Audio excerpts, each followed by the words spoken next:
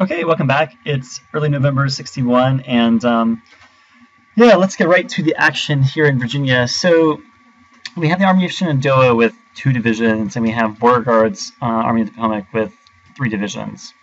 Both of them have some support. From here, of course, they can threaten quite easily Annapolis, D.C., or Alexandria, and even, of course, even potentially Baltimore. I had to think about this, and what I'm going to do is this. I'm basically going to give up Harper's Ferry, at least for the moment. Maybe we'll be able to quickly recoup it. And I'm going to send 1 division to DC. I'm also going to send another division from Alexandria to DC with 3 artillery batteries. That will give quite a bit of artillery power in the DC force. There is already a force here in DC, but of course it is small and it's not well formed. It does have the Washington artillery, the Washington mortars, hospital, signal unit, and of course the supply wagon. That will leave us with 2 divisions in McDowell's force in the Army of Northern Virginia, and I will use the other 2 divisions to reinforce Annapolis. So I think it's worth a risk. I mean, there's probably a whole bunch of other ways I could play it. Trying to take everything south, but I want to be able to basically protect that Annapolis, D.C., Alexandria line. Down in Mobile, Alabama, I'm going to move 2 divisions forward while we're going to reinforce Mobile itself with General Marr's force, and there are other reinforcements that are on the way. General Grant will rest his troops this turn, and we're forming additional forces here in Cairo. Out west, it gets really, really interesting. I have General Lyon now arriving on day 13, which I believe is faster than any forces here can get here, including General Wade, because I do not think that's a cavalry force. I think this cavalry is actually outside, as you can see below. The other division will arrive on day 15. General Lyon is set to assault, so I'm hoping we can defeat the militia unit there and then take the town before day 15 ends. The cavalry regiment will attempt to take this town in the Indian Territory, which hopefully will give us supply. Out west, unfortunately we're facing a strong division by Baylor, but I'm hoping to get enough troops here into Carson, particularly with these forces arriving before Baylor can cross and attack. Santa Fe is a strategic town, so we want to keep it. So definitely Confederacy has invested a lot. We're bringing more of the California forces forward. Once we get Tucson secure, we'll move on. We can move on to western New Mexico and Fort Cummings, and then hopefully, possibly threaten El Paso from that way. I wanted to show you Wilmington now, so you can see.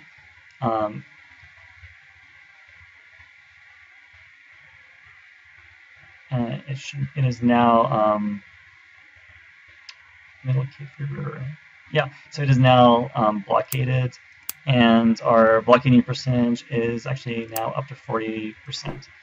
What are we recruiting? We have a few more ironclads and a whole bunch of other forces in general on the way. So we pretty much used all of our conscript money and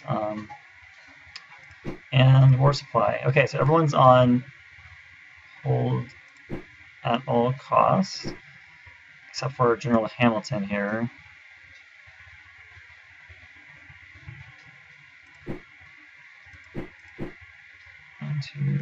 Okay, so it probably makes sense. Let me move forward, and then we'll have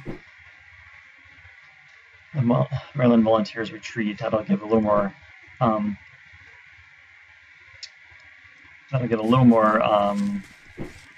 Ability to manage the forces there. Now the good news is here we are dealing with a blizzard, so if they do attack, they'll suffer some pretty heavy attack penalties. That's pretty much it. We do have a pretty large-sized force now in Louisville if Kentucky were to either secede or to join the Union. So we have a full division and then another division, which will be full probably by pretty much next turn. Okay, let's run the turn and see what happens. Okay, we're back. Really fascinating turns.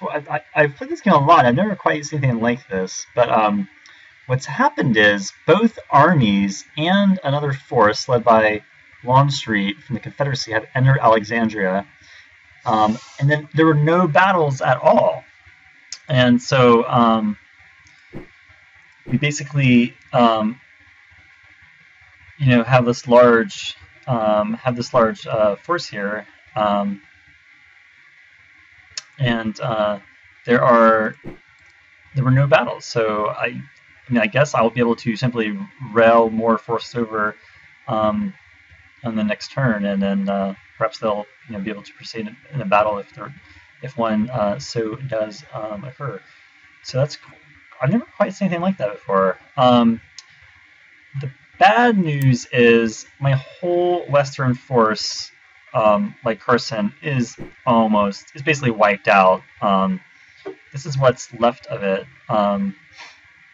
So not a whole lot left. Here's Van Dorn's force. So you can see they're also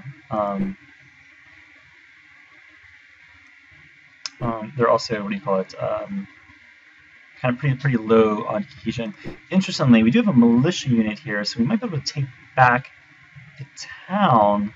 And if we're lucky, I don't know. Maybe Carson will be able to join up. At least it is a division, so I'll be able to form them together. But they're not in great shape, and we don't have any other unactive forces. Of course, we are bringing more of these forces over here, but it'll be it's going to be at least a little bit more time before they're able to arrive and get there.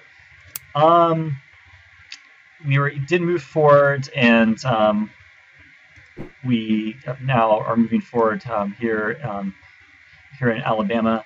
Meridian is not a strategic town, but there's a depot there. No movement by the Confederacy on by Grant's force. In Arkansas, General Lyon is due to arrive in 1 day. So there are supplies here. The rest of the Union did not retreat.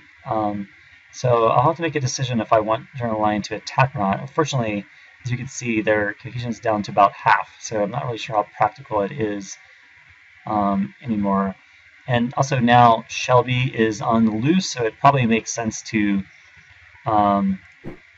basically, it might make sense at this point to back up and head back north. So I'm assuming Shelby went south. Somewhere. Kentucky's still not made a decision. We did get 6 national morale from events, so which is interesting. So a pretty unusual turn. A lot of action. We did win a couple skirmishes against cavalry out there. But like I said, we pretty much lost. That's the one in Maryland. But we pretty much, there we go. We actually lost 1 national morale here. Here's the big one where most of the force was wiped out.